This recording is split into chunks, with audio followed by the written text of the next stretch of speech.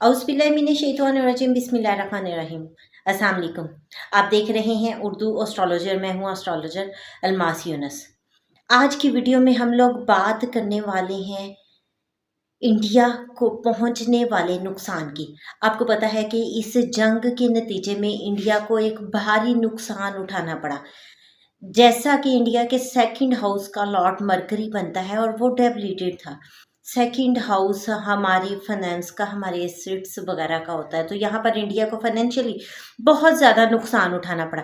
तो आज की वीडियो में हम थोड़ा सा उसके बारे में डिस्कस करेंगे कि इंडिया को तकरीबन कितना नुकसान बर्दाश्त करना पड़ा है। उसके बाद हम देखेंगे कि इंडिया के जायचे में राहु और केतु की चाल जो बदल रही है, राहु केतु अपना घर तब्दील कर रहे हैं, वो इंडिया के जायचे में किस तरह के असरात छोड़ते हैं।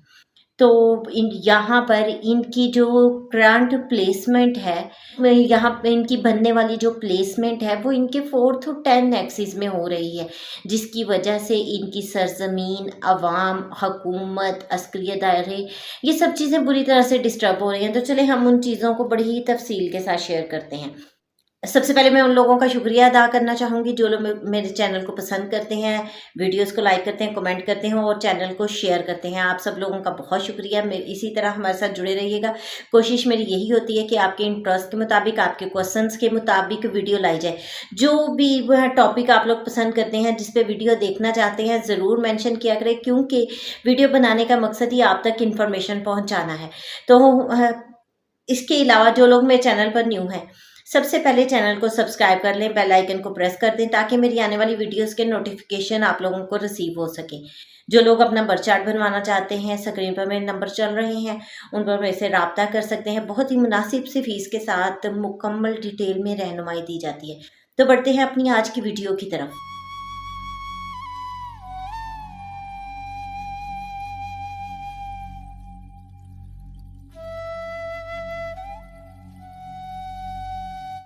इस जंग के सिलसिले में इंडिया को भारी नुकसान उठाना पड़ा।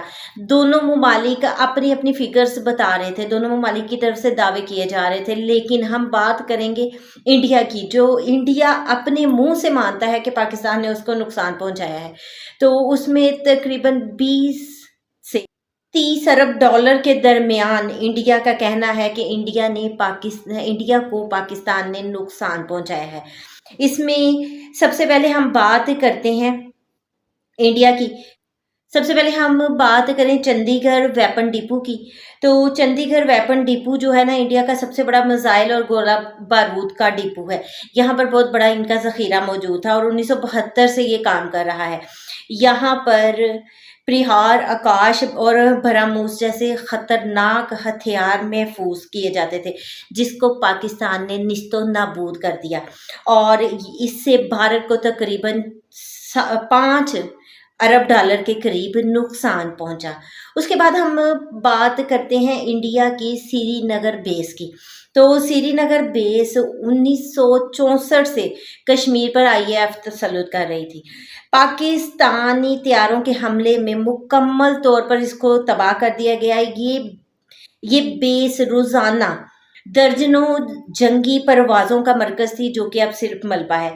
तो अगर देखा जाए तो यहाँ से भारत को तकरीबन 2.5 से 3 अरब डॉलर का नुकसान हुआ। राजस्थान की मिलिट्री इंस्टॉलेशन की बात की जाए तो भारतीय 3rd डिफेंस लाइन का बुनियादी किला थी और 1980 में ये कायम होने वाली बटालियन, रॉकेट लॉन्चर और बारूदी सुरंगों का मरकज़ थी। 10 मई को ये किला भी रेत में दफन हो गया और इसको तकरीबन 2 से 2.5 अरब डॉलर का धचका लगा। अब गुजरात एयरबेस की बात करें तो मगरबी सरहद पर भारतीय फिजाइया की रैपिड रिस्पांस फोर्स का ये मरकज़ थी। 1985 से चलने वाली ये तनसीब पाकिस्तानी हमले के बाद नकारा बना दी गई और इनका 1 वे तबाह कर दिया गया, इनके हैंगर्स राख कर दिए गए और यहाँ से इंडिया को तकरीबन 2.5 से 3 अरब डॉलर का नुकसान हुआ। अब जलंधर एयरबेस की बात की जाए तो ये भारतीय तरबियती मरकज़ था और इस दादे दरअंदाजी का गढ़ भी था, जहाँ से दरअंदाजी की जाती थी।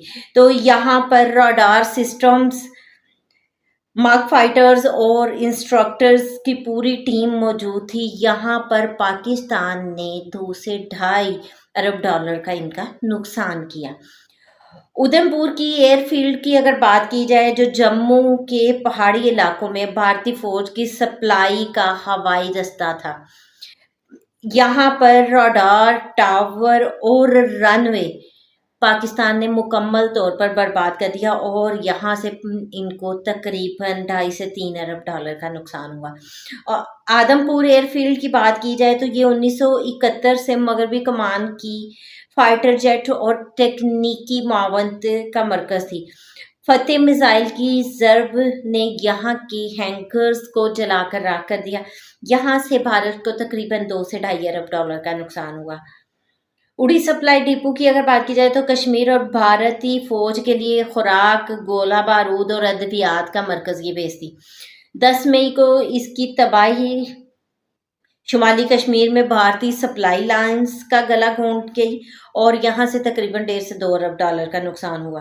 ब्रिगेडियर हेडक्वार्टर केजी टॉप की अगर बात की जाए, ये 1988 से शुमाली दिफाई मंसूबों का नर्वस सिस्टम थी और सैटेलाइट कम्युनिकेशन नक्शे और कमांड सेंटर सब कुछ यहाँ पर तबाह कर दिया गया और यहाँ से पाकिस्तान ने तकरीबन 3 से 3.5 अरब डॉलर का नुकसान किया। तो ये अब तक की इंडिया के नुकसानात की एक लिस्ट थी। अब देखें, आप लोगों को जायचा इंडिया मैं तफसील से समझा चुकी हूँ, स्क्रीन पर भी शो कर देती हूँ। जायचा इंडिया में केतु का ट्रांजिट इनके 4th हाउस में हो रहा है और राहु का ट्रांजिट इनके 10th हाउस में हो रहा है। 1.5 साल तकरीबन ये यहाँ पर गुजारेंगे। अब इन 1.5 सालों में इनको बेशुमार प्रॉब्लम्स फेस करनी पड़ेंगी। सबसे पहले 10वां घर आला ओहदेदारों का होता है, तो यहाँ पर मोदी की गलती ने उनको बहुत ज़्यादा नुकसान पहुँचाया, जबकि उनकी मुखालिफ पार्टी जो काफ़ी सालों से उनके खिलाफ एक बयानिया तैयार करने की कोशिश कर रही थी, ऊपर आने की कोशिश कर रही थी, वो इस वक्त बहुत खुश है क्योंकि उनको एक बयानिया मिल गया, उनको एक लाइन मिल गई। अब यहाँ से मोदी की हुकूमत के खिलाफ एक्शन लिया जाएगा, बयानिए तैयार किए जाएंगे और मुझे नरेंद्र मोदी की हुकूमत बुरी तरह से यहाँ पर डिस्टर्ब होती नजर आती है। दूसरी जो बड़ी और अहम बात है वो ये है कि केतु का ट्रांजिट इनके 4th हाउस में हो रहा है। 4th हाउस जो मुल्क की सरजमीन होती है, 4th हाउस जो आम आवाम होती है, यहाँ पर केतु का ट्रांजिट उनके लिए बहुत बड़ी डिस्टर्बेंस खड़ी कर सकता है। अब देखें, चौथा घर आवाम का घर है, केतु वहाँ पर प्रॉब्लम करेगा, नैरो पाथ है और ये पहले भी मैंने तफसील से बताया है कि जब केतु कहीं पर आता है तो वहाँ पे प्रॉब्लम क्रिएट कर केतु जब आता है प्रॉब्लम क्रिएट करता है, कट लगाता है, तो यहाँ पर उनकी आवाम बुरी तरह से डिस्टर्ब होगी या इंडिया अपने कुछ असासे खो देगा।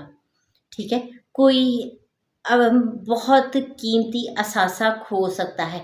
दूसरी चीज़, यहाँ से हम इनकी एग्रीकल्चर्स को देखेंगे तो इसमें इस साल केतु की वजह से इंडिया के एग्रीकल्चर जो है वो बुरी तरह से मुतासिर होती दिखाई दे रही है। तो इनकी एग्रीकल्चर लैंड जो है वो डिस्टर्ब होगी, एग्री प्रोडक्ट नहीं बनेंगी या कोई बीमारी का हमला हो जाएगा या किसी भी तरह से ये केतु की वजह से बहुत ज़्यादा डिस्टर्ब हो रही है। अवाम अब यहाँ पर इनके खिलाफ तहरीकें उठाएंगी और तहरीकों के नतीजा में जुल्म सितम किया जाएगा और यहाँ पर एक बार अवाम के लिए बहुत बड़ी परेशानी बन जाएगी। अवाम की आवाज़ को दबाने की कोशिश की जाएगी, अवाम इतनी जल्दी दबेगी नहीं और ये कब ज़्यादा जोश पकड़ेगी, जब सूरज का ग्रहण लगेगा तब ये चीज़ें ज़ोर पकड़ेंगी। तो इस तरह से अगर हम अब आप एक बार दोबारा जायचा इंडिया पर गौर करें। इंडिया का फोर्सेस का लॉर्ड बनता है वीनस, इस वक्त वीनस एक्सॉल्टेड पोजीशन में है, लेकिन राहु के साथ है। और मैंने आपको बताया था कि यहाँ पर अस्क्री की आदत में बगावत होगी, इस्तीफे आएंगे, वैसा हुआ। अब क्या होगा? अभी भी उसी अस्क्री की आदत की पोजीशन बिल्कुल सेम है। अब इस तमाम वाक़ये से जब वो अस्करी क़यादत जंग से राह फ़रार हासिल कर रही थी, उसको नहीं मिली। उसी वीडियो में मैंने आपको ये भी बताया था कि मोदी जंग से लाज़िम राह फ़रार हासिल करेगा। एग्ज़ैक्टली वैसा ही हुआ। किसने फ़ौरी तौर पे जंग से राह फ़रार ली? मोदी ने।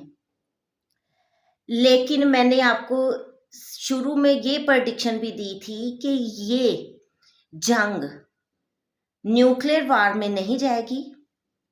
नरेंद्र मोदी अटैक ज़रूर करेगा, पाकिस्तान उसकी जवाबी कार्रवाई ज़रूर करेगा। फिक्स एसेंडेंट में ये जंग हुई है, ये झड़पें बार बार चलेंगी। अभी आप सिचुएशन देख लें, सीज़ फायर हो गया है। नरेंद्र मोदी साहब के अपने बयानात चल रहे हैं कि पाकिस्तान ने अगर दोबारा दहशतगर्दाना एक्टिविटी की तो हम उसका मुंह तोड़ जवाब देंगे, हम बिल्कुल ये नहीं करेंगे, वो नहीं करेंगे। तो इस मेरी बात को मेरी पुरानी वीडियोस के साथ मैच करें, ठीक है? क्या एग्जैक्टली वैसा नहीं हो रहा? ये अब कुछ ना कुछ फौरी तौर पे जो है ना, वो अटैक दोबारा बहुत मुश्किल है, ठीक है? क्योंकि फौरी तौर पे अभी उसको अपनी क़यादत अपने मुल्क को संभालना है। लेकिन मैंने अपनी 12 मई की वीडियो में आपको तफसील से बताया है कि मोदी के दिमाग में प्लानिंग चल रही है। अब वो नई प्लानिंग तैयार करेगा, उसको इम्प्लीमेंट करने में थोड़ा सा टाइम लगेगा। इसी तरह अब उनकी अस्करी क़यादत की बात की जाए तो उनकी अस्करी क़यादत में बगावत उठेगी, उनकी अस्करी क़यादत बिखरेगी और वो जो है एक बार पाकिस्तान के साथ तो वो कर नहीं सके, लेकिन वो अपनी क़यादत अपने अंदर खराबियां करेंगे। और मुझे अस्करी क़यादत में बहुत बड़ी बगावत नज़र आ रही है। अपने मुखालिफ मुल्क को देखते हैं तो उनकी ज़ायचा में ये ट्रांजिट हो रहे हैं। इंशाल्लाह अगली वीडियो में पाकिस्तान के लिहाज से इन ट्रांजिट को बड़ी ही तफसील के साथ एक्सप्लेन करूँगी। आज की वीडियो में सिर्फ इतना ही। इसके साथ ही मैं आप लोगों से इजाज़त चाहूँगी। अपना और अपने प्यारों का बहुत सा ख्याल रखिएगा और मुझे भी दुआ में याद रखिएगा। अल्लाह हाफिज़।